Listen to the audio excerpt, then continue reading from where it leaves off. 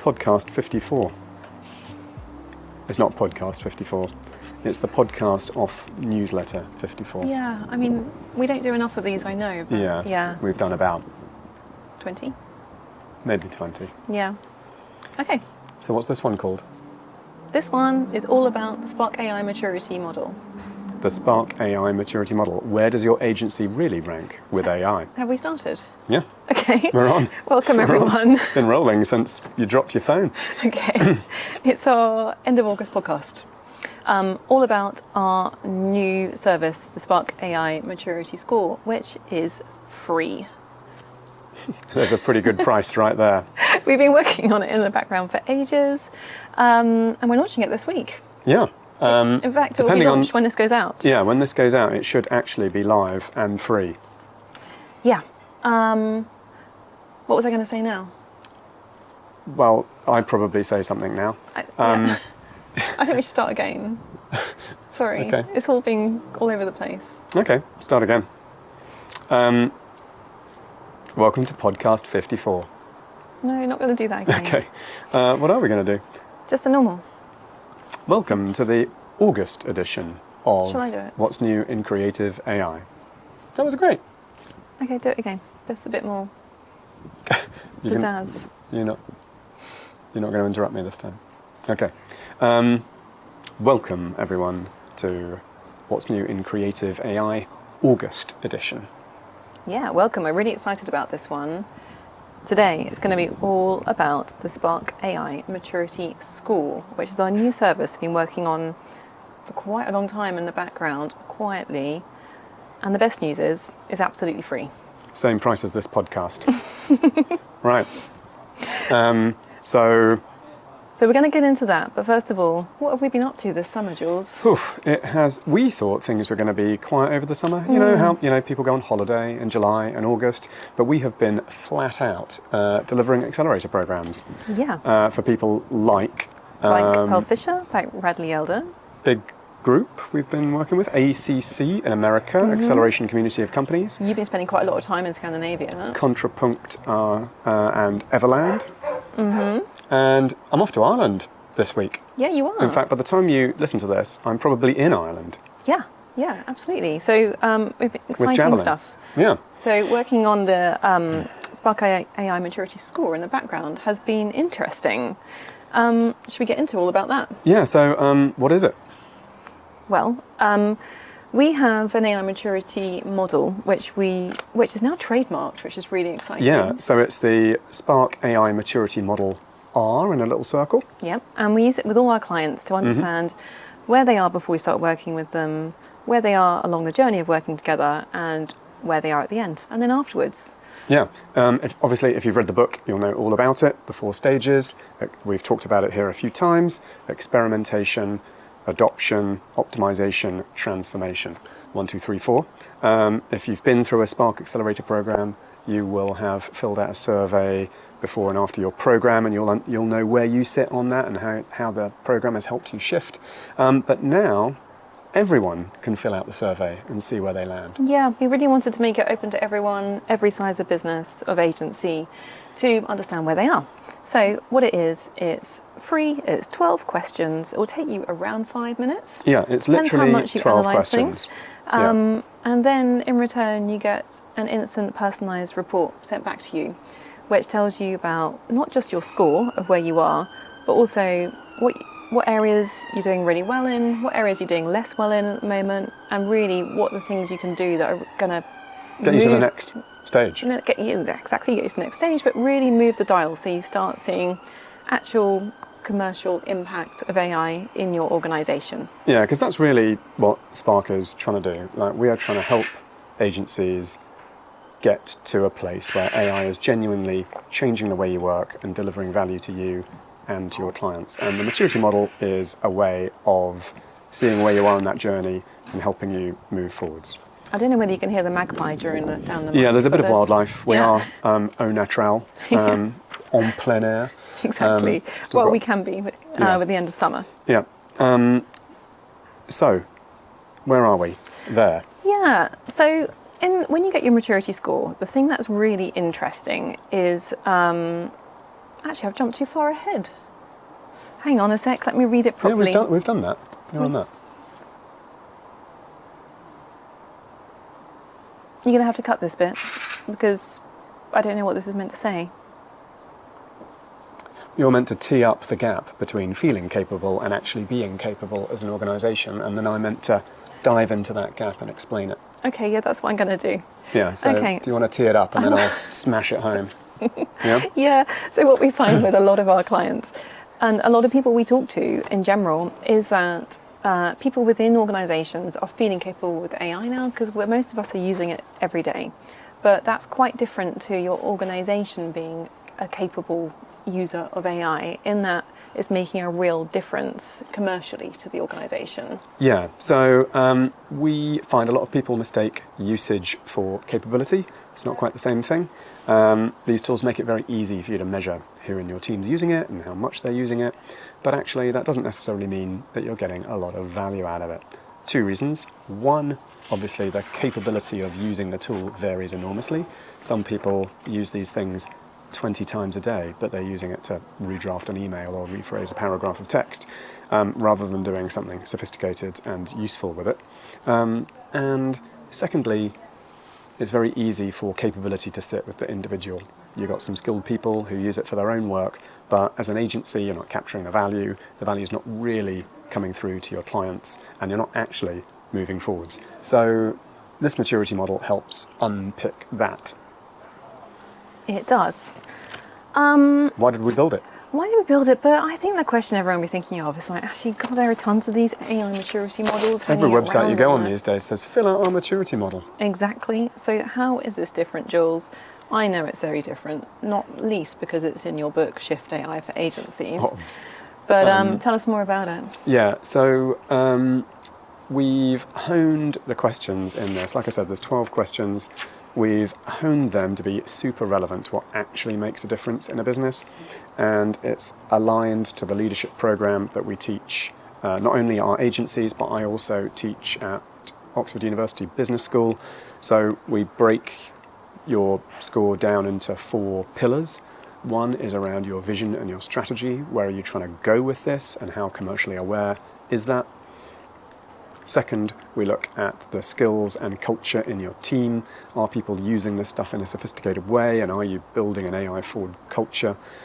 Thirdly, we look at data and tools, like are you actually building out the infrastructure that supports shared ways of working, and getting your data organised in ways that AI can really leverage it.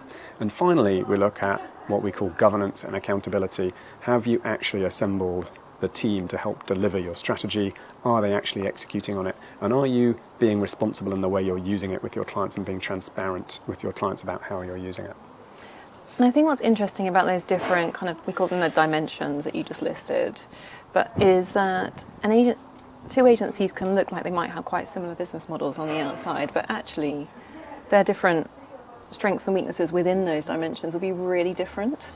Like some might have just the right culture to be able to really accelerate with AI, but their data stewardship might be terrible, Yeah. and vice versa. Yeah. You know, and this tool is to help you really unearth that, to kind of reduce the risk of you spending a lot of time and money on perhaps vanity projects or things that feel like they're the right thing but aren't going to move the dial for you. So this helps you really hone in on what is going to start to change things in your business.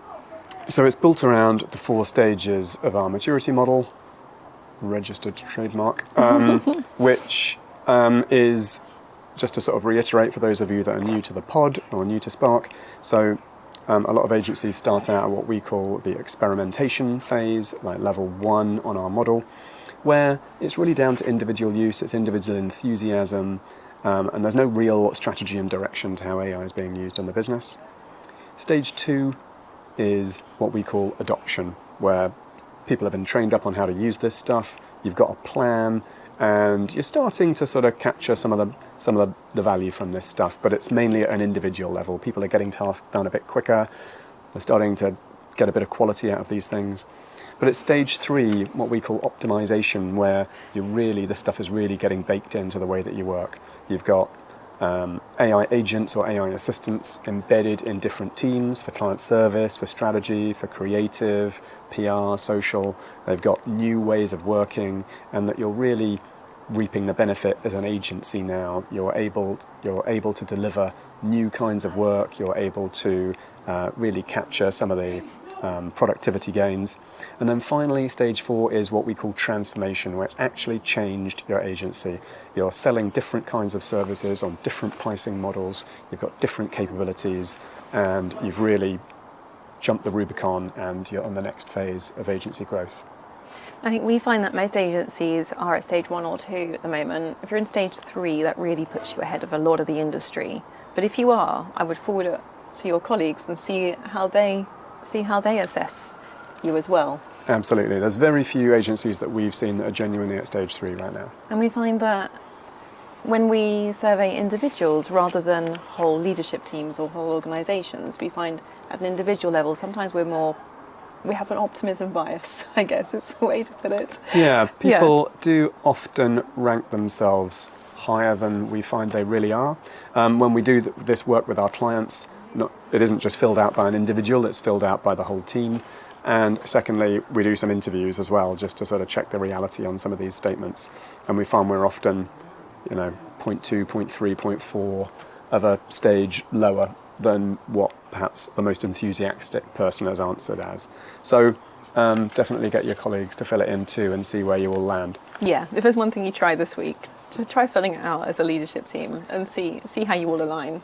And something that's revealing isn't just where you score, it's also the range in scores that you get, not only between your team, so how you all see AI differently, but also within your score on the different dimensions. So you might find that actually you're very strong on vision and strategy, you've got a very clear plan of where you want to go, but you're poor on governance and accountability, you're actually struggling to execute it, and it's not really changing your client relationships yet. Or you might find that you've got great individual skills in the business, but they're struggling to get the value out of AI because your data's a mess. So the variance within the different dimensions is very informative about what to focus on next, because often it's your lowest dimension is probably what's slowing you down. Yeah, absolutely. And of course, we have services that help take you across each of these stages. So yeah, if you want some help, you know who to call. Yeah.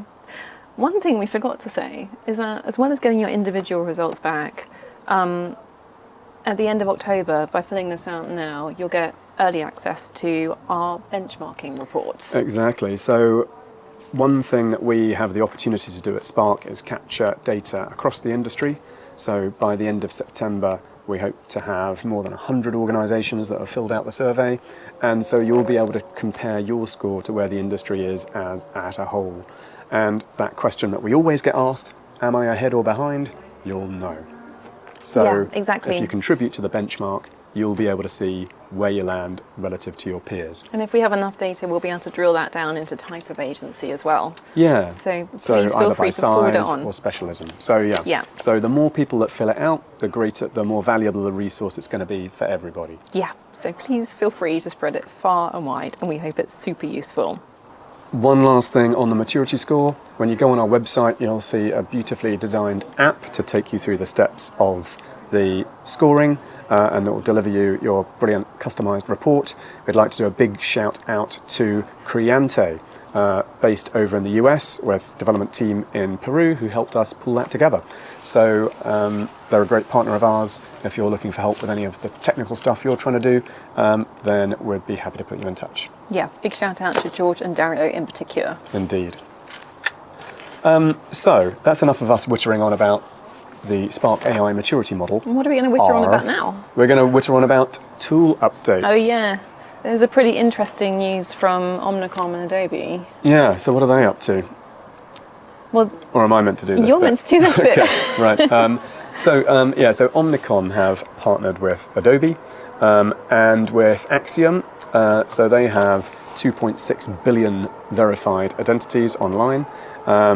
They are building out use cases across retail, financial services, pharmaceuticals, and automotive, and they're looking to automate the creative process at scale with tailored performance media to different customer segments, and in fact, different individuals even. Yeah, so stringing those things together, that's quite a mega powerful. Yeah, so obviously we'll wait to see what it looks like out in the wild. If you find yourself on the end of one of these campaigns, let us know. We'd love to know what it feels like. Or if you work at Omnicom and want to talk more about it, we'd love to have you on the pod. Yeah. Or Adobe for that matter. Absolutely. And I think what's interesting about it is it sounds like just a tool, but actually it's the beginning of a potential, operating model shift like we've seen in other of the holding companies. Yeah, so I think this is clearly a big strategic play for Omnicom. And I think for independent agencies, especially those on the media side, this is something to watch out for. The media agencies that we know have many of them have been leaning into performance creative, being able to create assets at scale. The challenge, of course, is what are you creating the scale against? Like what data is driving the variation in the assets? So Omnicom and Adobe are pulling those two things together. Mm-hmm. We were going to skip the next tool update because it wasn't there. We didn't think it was It's amazing. rubbish. We tried it out. It's rubbish. So the next one, though, is a game changer. I hate that word, but this is just actually, this is just a wonderful thing for those of you that spend a lot of your life in a Gemini notebook, what used to be called Google Notebook We've LM. talked about them lots before here because we're big fans of this kind of fabulous tool for anyone on the Google environment. fairly simple tool, but amazing. But the challenge always has been keeping your notebook up to date. Yes. So, you have a call with your client and then you've got to manually go and stick that call transcript in your client notebook so that you've got the data in there. Well, finally, Google allow you to just have a watched folder for your client notebook. So anything that goes in that folder is automatically part of the notebook. Amazing. So if you automate your transcripts going into a folder, then it automatically goes into the notebook. Our operations team glorious. are very happy about this. Yeah. And so that's pretty exciting. It obviously makes it a much easier to use tool for your team. If you can set up automations from your call transcripts to go into a folder, they automatically become part of the notebook. Or if your strategy team are using one, they can just drop their latest research documents into a folder. They're automatically in the notebook. The way that Notebook is now integrated with Gemini, and you can query a notebook from your Gemini chat as well, obviously makes all of this stuff much more embedded in the way you work. Beautifully synchronized. Just the watch out is if you're tidying up your drive, it's a live folder. Remember that it's going to Notebook and it might affect how someone's using that. Yeah, so if you delete a file out of the folder, you delete it out of the notebook. Yeah. So with great power comes great responsibility. Sticking with Google, we're going to talk about Gemini. Sheets Canvas. Oh, Sheets Canvas, yeah. Yeah. Oh, this is quite exciting. So if any of you have been a fan of building mini apps inside Gemini, you can now build them straight inside the tools. Jules, you developed a really cute little one last week. Yeah, so this is good. Do you want to talk about it? Yeah, so if you if you're in Gemini and you put on Canvas mode, we've taught lots of our agency teams to do this. You can build quite interesting little apps that, on the strategy side, they're great for exploring different customer segments, for example, and create little interactive tools for workshops with your clients. Those of you on other platforms, you've probably tried this in ChatGPT or in Claude, creating artifacts, creating dynamic HTML things that you can play around with. It's all the same thing. Yeah, so now you can do this directly within Google Sheets. We have a big spreadsheet that contains our entire pricing model for the business. How much we charge for every different program, depending on the size of the agency we're working with and what it costs us to deliver those programs, and target margins and effort and all that kind of stuff.